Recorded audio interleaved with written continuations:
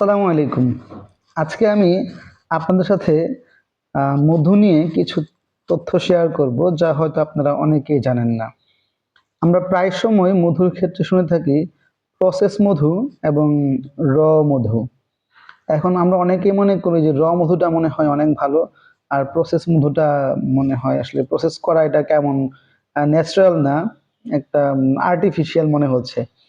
তো আসলে আল্লাহর এই দুনিয়াতে সব মধুই প্রসেস করা হয়। আর প্রসেসের প্রক্রিয়াটা হয়তো ন্যাচারাল হতে পারে, অথবা প্রসেসের প্রক্রিয়াটা কৃত্রিমভাবে হতে পারে, কিন্তু প্রসেস হয়। এখন এটা কিভাবে হয়? এটা হয় আসলে হচ্ছে যে মৌমাছি যখন ফুল থেকে মধু সংগ্রহ করে, তখন সেই মধুগুলোতে অনেক পানি থাকে। সেই মধুগুলো অনেক পাতলা হয়।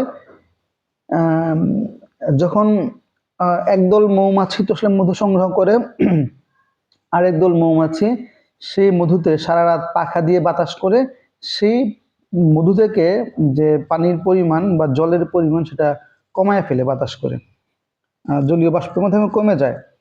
তো এই কাজটাই যারা মধু সংগ্রহ করেন তারা এটাকে কৃত্রিমভাবে করেন।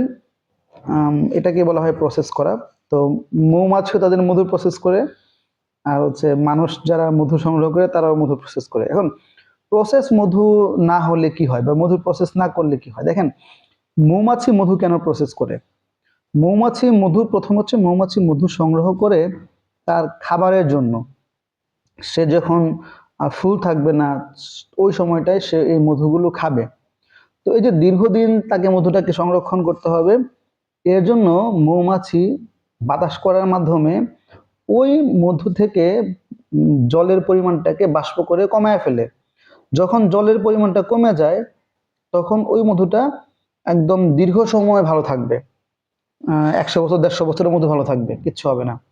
কিন্তু যদি মধুতে পানির পরিমাণ মানে 25%-এর বেশি হয়, অর্থাৎ 25%-এর বেশি পানির পরিমাণ হয়, তাহলে ওই মধুটা 2 সপ্তাহের মধ্যে নষ্ট হয়ে যাবে। অর্থাৎ 1 থেকে 14 দিনের মধ্যে মধু ওইটা নষ্ট হয়ে যাবে। ওটাতে গ্যাস হবে,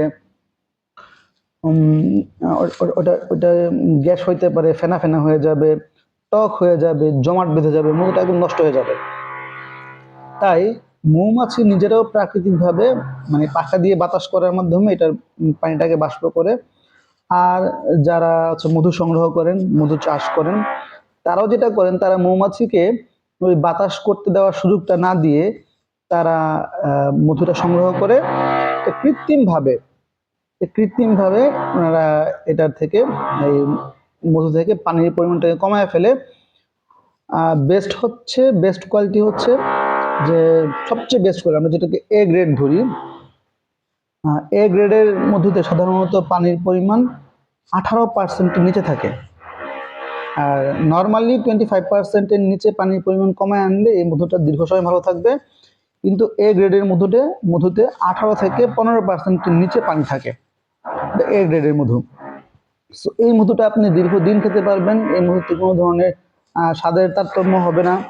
মধুটা অনেক ঘন থাকবে, টেস্ট ভালো থাকবে এবং দীর্ঘদিন এটা ভালো থাকবে। সো এটা হচ্ছে মধু নিয়ে একটা গুরুত্বপূর্ণ তথ্য।